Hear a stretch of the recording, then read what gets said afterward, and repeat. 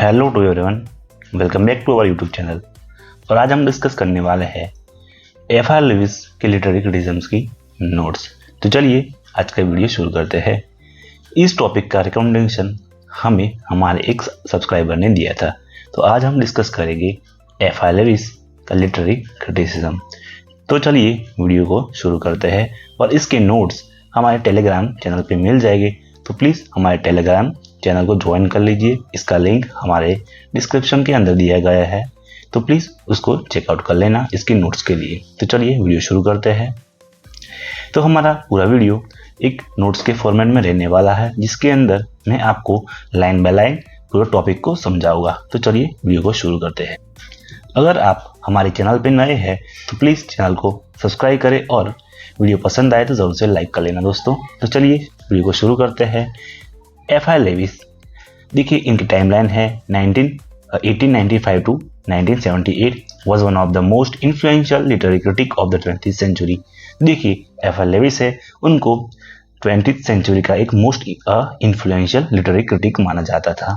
His work shape English literary criticism by emphasising close reading. तो देखिए उनका जो लिटरेरी क्रिटिसिज्म है वो किस चीज़ पे एम्फसाइज करता है, तो क्लोज रीडिंग पर, moral seriousness and the centrality of literature in shaping culture. तो देखिए उनका जो लिटरेरी क्रिटिसिज्म है वो किस दूसरे पॉइंट को दर्शाता है, तो कि centrality of literature in shaping culture.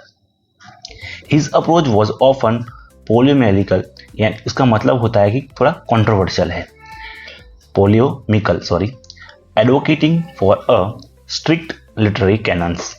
देखिए कैनन का मतलब होता है कुछ रूल्स, कुछ मेथड्स या कुछ ऐसी चीज़ें जिससे के द्वारा आप लिटरेचर को क्रिटिसाइज करें। तो देखिए वो किस एडवोकेट का मीनिंग होता है कि वो एक उसका हमारे एक संदर्भ में देखें तो किस चीज़ को फॉलो करने। तो देखिए वो एडवोकेट करते हैं कि कुछ स्ट्रिक्ट लिटरेरी कैनन्स यानी कुछ ऐसी मेथड्स जो ज़्यादा ही स्ट्रिक्ट हो उनको वो फॉलो करते हैं, और rejecting the what he saw as a frivolous और जनरेटेड लिटरेचर। तो देखिए वो इन चीज़ों को फॉलो करने को कहते हैं। देखिए कौन से कुछ लिटरेरी स्ट्रिक्ट कैनन्स को, और देखिए किस चीज़ों को वो रिजेक्ट करते हैं। तो देखिए कुछ मीनिंगलेस, देखिए ये फ्रिवोलियस का मतलब होता है मीनिंगलेस और डीजनरेटेड लिटरेचर को वो क्या करते हैं, रिजेक्ट करते हैं अपने लिटरेरी क्रिटिसिज्म के अंदर। तो देखिए ये तो रहा हमारा आज का वीडियो का थोड़ा सा इंट्रोडक्शन। देखिए एफ.आर. लेविस कौन थे, तो उनके बारे में कुछ थोड़ा सा हम समझ लेते हैं दोस्तों। तो चलिए introduction to F R. Leavis. Frank Raymond Leavis was born in Cambridge and spent much of his career at the University of Cambridge। देखिए हमारे लेविस का पूरा नाम है फ्रैंक रेमंड लेविस। तो देखिए वो कहाँ जन्मे थे, in Cambridge, and spent much of his career at the university of Cambridge. तो देखिए कैम्ब्रिज में जन्मे, तो उनका जो कैरियर था वो बहुत ज़्यादा यूनिवर्सिटी ऑफ कैम्ब्रिज के अंदर उनका रहा है। Where he develop a rigorous and influential school of literary criticism, जहाँ पर उन्होंने कुछ रिगोरियस यानी कुछ हार्श, कुछ ज़्यादा ही कठोर लिटरेचर वो और influential school of literary criticism को वहाँ पर डेवलप किया है। तो देखिए जो हमारे एफ.आर. लेविस है उनका जो लिटरेरी क्रिटिसिज्म है वो थोड़ा हार्श है, यानी कि वो बहुत ज़्यादा हार्श वर्ड्स का या यूज़ करते हैं। कुछ लोगों को वो अपने लिटरेरी क्रिटिसिज्म के जो एरिया है उससे भी बाहर निकालते हैं, वही चीज़ें हम आगे भी समझेंगे। His work was characterised by strong morals vision. तो देखिए उनका जो वर्क है, जो उनका लिटरेरी क्रिटिसिज्म है वो किस लाक्षणिकताओं को दर्शाता है, तो देखिए strong morals vision, an emphasis on literary tradition. तो देखिए जो लिटरेरी ट्रेडिशन है, साहित्य का जो ट्रेडिशन है उन पे एम्फसाइज करते हैं, एंड किस चीज़ को रिजेक्ट करते हैं, and reject of the emerging trend of formalism and structuralism. तो देखिए ये फॉर्मलिज्म एंड स्ट्रक्चरलिज्म को वो क्या करते हैं, रिजेक्ट करते हैं। देखिए ये दो टाइप है जो लिटरेरी क्रिटिसिज्म की है, ये जो टाइप है जो नई एमर्जिंग टाइप्स है लिटरेरी क्रिटिसिज्म की, फॉर्मलिज्म और स्ट्रक्चरलिज्म। देखिए आप मुझे कमेंट करना इन दोनों टर्म को आपको समझना है तो, अगर बट ये दो टाइप है जिसके अंदर हमें आज डीप में नहीं जाएंगे। तो इन दोनों को उन्होंने क्या करा है, रिजेक्ट करा है, इस टाइप के जो नए एमर्जिंग ट्रेंड्स है। Instead Leavis champion as engage ethical approach to literature. तो देखिए जो हमारे लेविस है, एफ आई लेविस, वो किस चीज़ का ज़्यादा एम्फसाइज करते हैं, चैंपियन बढ़ावा देते हैं, एंगेज टू इथिकल अप्रोच। देखिए इथिकल अप्रोच होता है जिसके अंदर टू लिटरेचर, जो भी लिटरेचर लिखा जाता है उसके अंदर जो इथिकल यूज करा गया है, इथिक का, तो उसको ज़्यादा बढ़ावा देते हैं। Arguing that great work of art contribute to the moral and cultural vitality of society. तो देखिए उनका मानना है कि वो आर्ग्यू करते हैं किस चीज़ को, कि जो ग्रेट वर्क होते हैं लिटरेचर के अंदर वो क्या कंट्रीब्यूशन देते हैं, थे moral and cultural vitality of society को वो बढ़ावा देते हैं। वाइटलिटी का मतलब लाइफ पावर ऑफ सोसाइटी। देखिए जो सोसाइटी के अंदर अच्छे विचारों और मॉरल्स को बढ़ावा देते हैं क्या, ग्रेट वर्क्स। आई होप यहाँ तक आपको वीडियो पसंद आ रहा है। वीडियो पसंद आ रहा है तो प्लीज़ वीडियो को लाइक करें और चैनल पे नए हैं तो सब्सक्राइब कर लेना, जिससे कि ऐसे ही वीडियो आपको मिलते रहे। यहाँ के बाद हम समझते हैं Leavis was closely associated with the journal Scrutiny, sorry अगर मैं गलत प्रोनाउंस कर रहा हूँ तो प्लीज मुझे करेक्ट कर लेना। तो देखिए उनका एक जर्नल था जिसका नाम है journal स्क्यूटिनी, which he founded in 1932। तो देखिए जो ये जर्नल है उन्होंने 1932 के अंदर उन्होंने फाउंड किया था। The journal became the platform for his idea and those of his followers. तो देखिए जो ये जर्नल था उसके अंदर क्या था, तो एक प्लेटफॉर्म बनाया गया। वो प्लेटफॉर्म बन गया किससे, कि उनके आइडियाज को दर्शाने के लिए।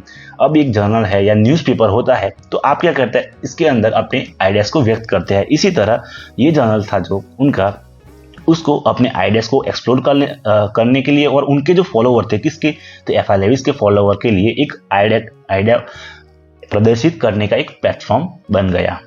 Often refer to as a Leavist. तो इन जो फॉलोवर्स थे उनके कहा जाता है लेविसाइट्स।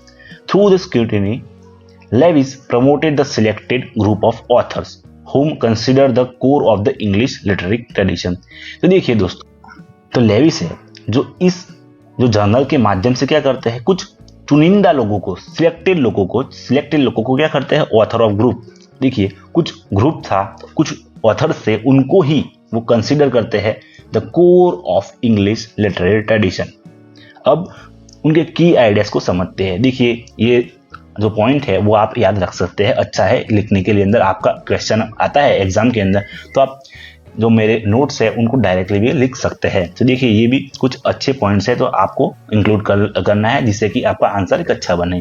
तो देखिए वो क्या करते थे, ये फिर से समझा दो। इस जर्नल के अंदर कुछ चुनिंदा ही राइटर्स को उन्होंने जगह दी और उनको एक्सप्रेस किया, उनके बारे में बताया। की ideas in Leavis literary criticism.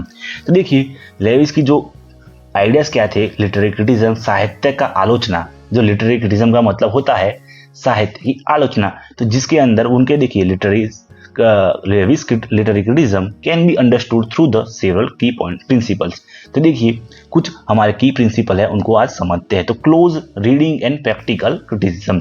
तो हमारा फर्स्ट पॉइंट है close reading and practical criticism. Leavis built upon the work of I.A. Richards who pioneered the technique of practical criticism। तो देखिए जो हमारे लेविस है वो उनका वर्क है वो किसके आधारित है, तो I.A. रिचर्ड्स। अगर आपने I.A. रिचर्ड्स का वीडियो हमारे चैनल पे नहीं देखा और आपके जो सिलेबस में है तो प्लीज़ इसको भी देख ले, मैं रिकमेंड करता हूँ। तो देखिए I.A. रिचर्ड्स है, उनकी एक थियरीज है, उनके हिसाब से उन्होंने अपना जो उनका वर्क है वो थोड़ा इन्फ्लुएंस हुआ है। तो और आई रिचर्ड्स कौन है, तो who pioneer the technique of practical criticism. अब इनका जो मेथड है प्रैक्टिकल क्रिटिसिज्म, उनका वर्क उनको लेविस को इन्फ्लुएंस करता है। अब ये प्रैक्टिकल क्रिटिसिज्म क्या है तो देखते हैं। A method that focus on analysing the text without referring to historical और बायोग्राफिकल कॉन्टेक्स्ट।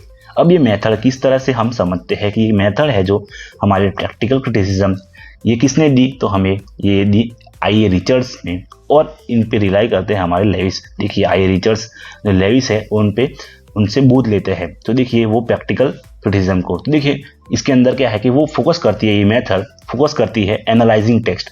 अब आप किसी भी टेक्स्ट को पढ़ते हैं, किसी भी बुक को पढ़ते हैं, तो किस तरह से पढ़ना चाहिए वो प्रैक्टिकल क्रिटिसिज्म में दिया गया है। तो उसका फर्स्ट पॉइंट है कि text, analysing text without reference to historical और बायोग्राफिकल कॉन्टेक्स्ट।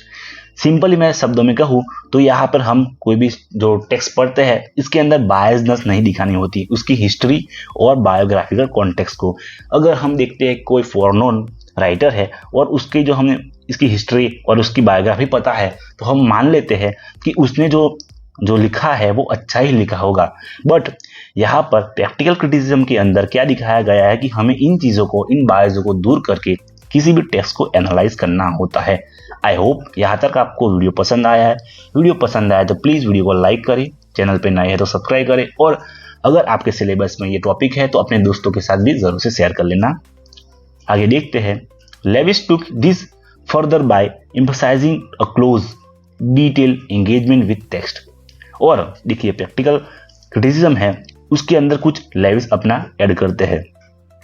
तो क्या चीज़ें ऐड करते हैं वो देखते हैं हम लोग। Emphasise a close detail engagement with text. तो देखिए वो एम्फसाइज, वो बार देते हैं क्लोज और डिटेल एंगेजमेंट विद टेक्स्ट। किसी भी टेक्स्ट को पढ़ने के द्वारा उस दरमियान हमें क्या करना है, तो उसमें क्लोज रीडिंग रखनी है और एंगेजमेंट रखना है। ही believe that great literature should be appreciate for its complexity. तो उनका ये मानना है किसका, एफ.आर. लेविस का, कि जो ग्रेट लिटरेचर है उनको किस तरह से हमें अप्रिशिएट करना चाहिए, किस जो स्तर पे, किस मीडियम पे या किस लेवल पे हमें उनको, तो देखिए वो कैसा होना चाहिए ये समझते हैं। तो वो कॉम्प्लेक्स हो, अगर बहुत ज़्यादा डेप्थ में हो, और and the way it challenge the readers moral and intellectual faculties. तो देखिए जो लिटरेचर जिसके अंदर बहुत ज़्यादा कॉम्प्लेक्सिटी हो, डेप्थ हो, और जो रीडर्स के माइंड को और मॉरल को चैलेंज करे, वैसे लिटरेचर को हमें क्या करना चाहिए, अप्रिशिएट करना चाहिए, उसको बढ़ावा देना चाहिए। ऐसा मानना था एफ.आर. लेविस का। हमारा सेकंड पॉइंट है उसके बाद, the great tradition. One of Leavis most famous contribution to literary criticism in his concept of great tradition, which he outlined in his book The Great Tradition 1948। तो देखिए उनका एक most famous contribution है, उनका एक कंसेप्ट है जिसका नाम है द ग्रेट ट्रेडिशन। ये ग्रेट ट्रेडिशन कहा उन्होंने डिस्कस किया है, आउटलाइन किया है। तो उनकी एक बुक है द ग्रेट ट्रेडिशन 1948। यहाँ पर आप इसको हाईलाइट कर सकते हैं। देखिए मैं ही हाईलाइट कर लेता हूँ। तो देखिए इस बुक के अंदर उन्होंने एक कंसेप्ट दिया the great tradition. In this work, इस बुक के अंदर he argue that the most significant English novelist were Jane Austen. तो इस बुक के अंदर कुछ नॉवेलिस्ट थे, उनको उन्होंने ऐड किया, उनको माना कि वो ग्रेट नॉवेलिस्ट है। किनको, देखिए इसको भी हम हाईलाइट कर लेते हैं। Jane Austen, George Eliot, Henry James and Joseph Conrad. तो इन सारे 1 2 3 4 जिनका नाम है Jane Austen, George Eliot, Henry James, Joseph Conrad, उनको इंग्लिश के जो नॉवेलिस्ट है उनको ग्रेट, मोस्ट सिग्निफिकेंट, बहुत ज़्यादा इंपॉर्टेंट नॉवेलिस्ट माना है। He later added D.H. Lawrence to this list. और थोड़े समय के बाद उन्होंने D.H. लॉरेंस को भी ऐड करा। अकॉर्डिंग टू, किस चीज में, ग्रेट नॉवेलिस्ट के अंदर। According to Leavis this writer share a serious moral vision.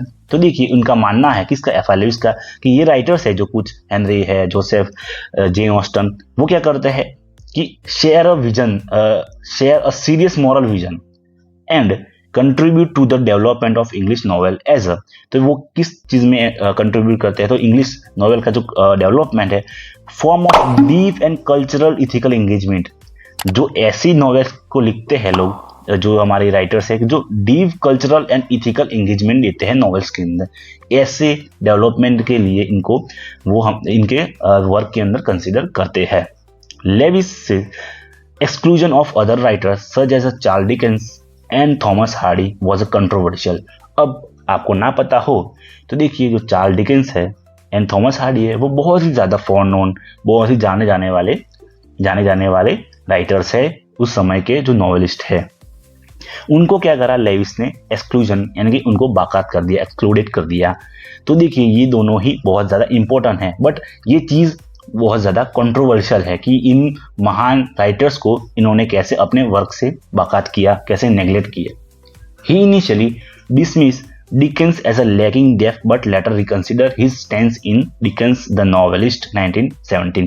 तो देखिए उसके बाद क्या होता है कि पहले के जो टाइम में, फर्स्ट टाइम उन्होंने क्या करा था कि वो मानते थे कि जो डिकेंस के वर्क है वो डेप्थ को लैक करते हैं, यानी कि जो राइटर के वर्क के अंदर जो डेप्थ होनी चाहिए जो बुक्स के अंदर वो लैक करती है। बट उसके बाद क्या हुआ कि इनको क्रिटिसिज्म मिला होगा, तो क्या हुआ, उन्होंने एक नई बुक लिखी, डिकेंस द नॉवेलिस्ट। उनके अंदर उनको सम्मान दिया गया चार्ल्स डिकेंसन को। Nonetheless his selective approach to the literary canons was a hallmark of his criticism. उसके बाद क्या हुआ कि देखिए जो उनका जो लिटरेरी क्रिटिसिज्म के अंदर जो कैनन्स थे, यानी कि कुछ पैरामीटर्स होते हैं, देखिए कैनन्स का मतलब एक और भी होता है, पैरामीटर्स है, वो उनको सबसे ज्यादा हॉलमार्क माना जाता है लिटरेरी क्रिटिसिज्म के अंदर, उनके क्रिटिसिज्म को। देखिए उसके बाद है नेक्स्ट पॉइंट हमारा, literature as a moral force. तो देखिए Leavis view literature as a means of shaping the moral consciousness of society. जो हमारे लेविस है वो लिटरेचर को किस तरह से देखते हैं, means of shaping the moral. Means का मतलब होता है कि माध्यम, शेपिंग बनाना या उसको गढ़ना, तो moral consciousness of society, moral consciousness अच्छे विचार। देखिए कोई लिटरेचर होता है तो इसके अंदर कोई गलत चीजें सिखाई जा रही है तो वो लोगों की कैसी मेंटालिटी बनेगी, तो उनकी मॉरल कॉन्शियसनेस बनेगी बेकार, एकदम गंदी चीजें दिखाई जा रही है तो गंदी चीजें दिखाई जाएगी, अच्छी चीजें दिखाई जाएंगी तो अच्छे मॉरल कॉन्शियसनेस बनेगी सोसाइटी के अंदर। तो वही कहना चाहते हैं। He was deeply concern with the decline of culture in modern world. तो जो हमारे एफ आर लेविस है वो बहुत ज्यादा चिंता करते हैं किस चीज पे, तो देखिए जो डिक्लाइन यानी गिरता हुआ culture in the modern world. देखिए हमारा जो कल्चर है वो मॉडर्न के अंदर गिरता जा रहा है, उस चीज पे वो चिंता करते हैं। Which he attributed to industrialisation and mass media. और वो मानते हैं कि जो ये हमारा इंडस्ट्रियलाइजेशन है और मास मीडिया है वो किसके जवाबदार है, हमारे कल्चर का जो डिक्लाइन हो रहा है मॉडर्न कल्चर का, वो इंडस्ट्रियलाइजेशन और मास मीडिया के कारण हो रहा है, ये मानते हैं। He believe that literature had the power to counteract this force by offering the moral profound and human way of understanding the world। तो देखिए इन चीजों को यानी कि इंडस्ट्रियलाइजेशन और मास मीडिया को कौन सी चीज है वो ओवरकम कर सकती है या उसको रोक सकती है, तो देखिए वो है लिटरेचर। लिटरेचर क्या करता है, तो देखिए offering a more profound and human way of understanding the world. तो देखिए जो लोगों को दुनिया को समझने का अलग तरीका देता है लिटरेचर, इस वजह से जो ये लड़ सकता है हमारा लिटरेचर इन चीजों को, जैसे कि इंडस्ट्रियलाइजेशन और मास मीडिया को। For Leavis literature was not just an aesthetic experience but a deeply moral one. अब लेविस है उनके लिए जो हमारा लिटरेचर है वो एस्थेटिक एक्सपीरियंस नहीं है। एस्थेटिक एक्सपीरियंस का मतलब होता है कि जब आपको स्टोरी पढ़ते हैं तो आपको वो कैसी फील होती है, बहुत अच्छा लगता है। कोई रोमांटिक चीज पढ़ी तो आपको अच्छा लगता है, कोई ट्रेजेडी पढ़ी तो आपको क्या लगता है कि वो आपको अंदर से फीलिंग आती है, तो वो क्या कहते हैं, एस्थेटिक एक्सपीरियंस कहते हैं। बट जो लेविस है वो एस्थेटिक जो एक्सपीरियंस है वही नहीं, बट वो क्या कहते हैं, ये चीजें डीपली मॉरल होती है, यानी कि हमें मॉरल थॉट्स को सिखाती है जो लिटरेचर पढ़ना होता है। He argued that the best literature require active engagement from the reader and encourage a heightened sense of ethical awareness। तो देखिए जो बेस्ट लिटरेचर होता है वो कैसा होता है, जो रीडर को एंगेज करे और इंकरेज करे कि जो सेंस ऑफ इथिकल अवेयरनेस को डेवलप करने में। तो देखिए इसके आगे का पॉइंट है हमारा दोस्तों, यहाँ तक आई होप आपको जो हमारे टॉपिक्स में पढ़ा रहा हूँ जो तो आपको समझ में आ रहा है तो प्लीज़ वीडियो को लाइक कर ले, चैनल पे नए हैं तो सब्सक्राइब करें और अपने दोस्तों के साथ ज़रूर से शेयर करना। और इसकी पीडीएफ है दोस्तों हमारी, देखिए मैं फिर से बता देता हूँ, इसकी पीडीएफ है वो हमारे टेलीग्राम चैनल पे मिल जाएगी और इसकी लिंक है हमारे बायो के अंदर। तो प्लीज़ उसको ज्वाइन करके टेलीग्राम चैनल में जाके हमारे लिंक को डाउनलोड कर लेना। तो देखिए आगे बढ़ते हैं, लास्ट टॉपिक है हमारा कि critic of modern and mass culture.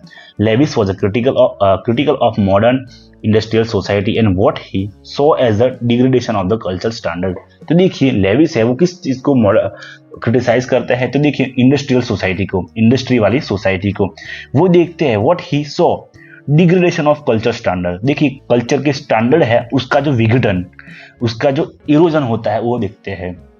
He believe that mass media, popular culture and mechanisation had lead the decline in serious intellectual engagement. तो ये सारी चीजें हैं जैसे कि जो हमारी पॉपुलर कल्चर है, मास मीडिया है, मशीनाइजेशन है, वो किस चीज़ को लीड कर रहे हैं? तो देखिए डिक्लाइन यानी कि जो गिराव है सीरियस इंटेलेक्चुअल इंगेजमेंट के अंदर, लोगों की बुद्धि को वो क्या कर रहा है, गिरा रहा है। ये पॉपुलर कल्चर है, मास मीडिया है, मशीनाइजेशन है, उन चीज़ों को गिरा रहा है, हमारे वो चीज़ें गिरा रही है हमारे इंटेलेक्चुअल इंगेजमेंट को। In mass civilisation and minority culture 1913 इस बुक के अंदर he argue that true culture was preserve by the small. तो वो मानते हैं कि जो हमारा कल्चर होता है वो किस लोगों के द्वारा प्रिजर्व करा जा सकता है, तो वो स्मॉल कुछ लोगों के द्वारा, educated elite, while mass culture lead to superficiality and erosion of the traditional values. Superficiality, तो देखिए उनका मानना है, देखिए मैं समझाता हूँ कुछ चीज़ें, ये लाइन बहुत ही ज़्यादा इंपॉर्टेंट है दोस्तों। देखिए आपने आगे देखा कि उन्होंने कुछ ही राइटर्स को अपने वर्क के अंदर ऐड किया था। वो दिखाता है कि उनका मानना है कि कल्चर को कौन प्रिजर्व कर सकता है, कुछ ही लोग, इसीलिए उन्होंने कुछ ही लोगों को ऐड किया था अपने, कुछ एजुकेटेड लोग। वाइल मास यानी कि बहुत सारी जो जनता होती है, बहुत सारे जो राइटर होते हैं, क्या करते हैं, सुपरफिशियलिटी को क्रिएट करते हैं और इरोजन ऑफ ट्रेडिशनल वैल्यूज को बिगाड़ देते हैं, इरोजन करते हैं, उसका तबाही कर देते हैं। His views on a modern culture were shaped by his admiration for writers like D.H. Lawrence. देखिए his view modern culture were shaped by his admiration. देखिए उनका जो मॉडर्न कल्चर को देखने का जो शेप था, वो किस तरह से एडमिरेशन, उन्होंने जो बढ़ाव दिया, like D.H. Lawrence who he saw as a resisting the dehumanising effect of the industrialisation. तो D.H. लॉरेंस है, उनका जो राइटिंग है वो जो हमारे F.L. लुईस है वो किस तरह से देखते हैं कि रेजिस्टेंस यानी कि लड़ाई करना किस चीज़ों को, तो डिह्यूमनाइजिंग यानी कि इनह्यूमन जो इंसानी तौर तरीकों के खिलाफ होते हैं उन चीज़ों को, और इंडस्ट्रियलाइजेशन के इफेक्ट को वो रेजिस्ट करते हैं, उसका विरोध करते हैं। कौन, तो हमारे D.H. Lawrence. Leavis champion Lawrence as a novelist who explore human consciousness. तो देखिए जो लेविस है वो क्या करते हैं, जो लॉरेंस है उनको एक बढ़ावा देते हैं, किस तरह के, ऐसे नॉवलिस्ट जो एक्सप्लोर करते हैं ह्यूमन कॉन्शियसनेस को with relationship with the intensity. देखिए कैसे, relationship with intensity that was absent in much of contemporary literature. तो फिर से क्यों ऐड करते हैं नए एक राइटर को जो D.H. लॉरेंस है, क्योंकि उनके वर्क के अंदर देखिए इंटेंसिटी थी और जो दूसरे राइटर्स के अंदर नहीं थी, इस वजह से। और लास्ट है हमारा rejection of literary theories and structuralism. देखिए इसके बाद है हमारा लिटरेरी इन्फ्लुएंस एंड लेगेसी, वो आप खुद से भी पढ़ सकते हैं, तो कुछ ऐसी चीज़ें नहीं है जो ज़्यादा पढ़ने के लिए है। और कंक्लूजन तो लास्ट में देखिए मैं मोटा मोटा समझा देता हूँ। आई होप यहाँ तक वीडियो आपको पसंद आया। प्लीज़ वीडियो को लाइक करें और चैनल को सब्सक्राइब करके इसकी नोट्स हमारे टेलीग्राम चैनल पे लेना। Unlike the many later critic, Leavis reject the emerging field of literary theory including the structuralism, post structuralism और डीकंस्ट्रक्शन। तो देखिए ऐसी जो थियरी यानी इनकी कोई मेथड्स थी जो लिटरेचर को क्रिटिसाइज करने की, उनको वो क्रिटिसाइज करते हैं और उनको इन फील्ड को अपने अंदर मानते नहीं है। He diminish this approaches as over abstract and detach from the live experience of the literature. तो देखिए उनको क्या मानते हैं कि ये डिटैच करते हैं, अलग करते हैं एक्सपीरियंस को लिटरेचर के। Instead he advocate for the critical method that remain grounded in the text itself and the human values and convey. तो देखिए जो पुरानी मेथड्स थी उन पे ज्यादा वो रिलाई करते हैं दोस्तों, और यही हमारी लास्ट लाइन समझाती है। आई होप यहाँ तक आपको वीडियो पसंद आया है। वीडियो पसंद आया तो प्लीज़ चैनल को लाइक करें, चैनल को सब्सक्राइब करें और वीडियो को लाइक करके हमारे टेलीग्राम चैनल को ज्वाइन करना, जहाँ पे हमारे नोट्स मिल जाएंगे। कंक्लूजन भी यहाँ दिए गए हैं, तो पूरे ये हमारे नोट्स के फॉर्मेट में था। तो आई होप यहाँ पे सब कुछ आपको क्लियर हो चुका है। क्लियर ना हो तो प्लीज़ वीडियो को फिर से रिवाइंड करके देख लेना। थैंक यू सो मच दोस्तों।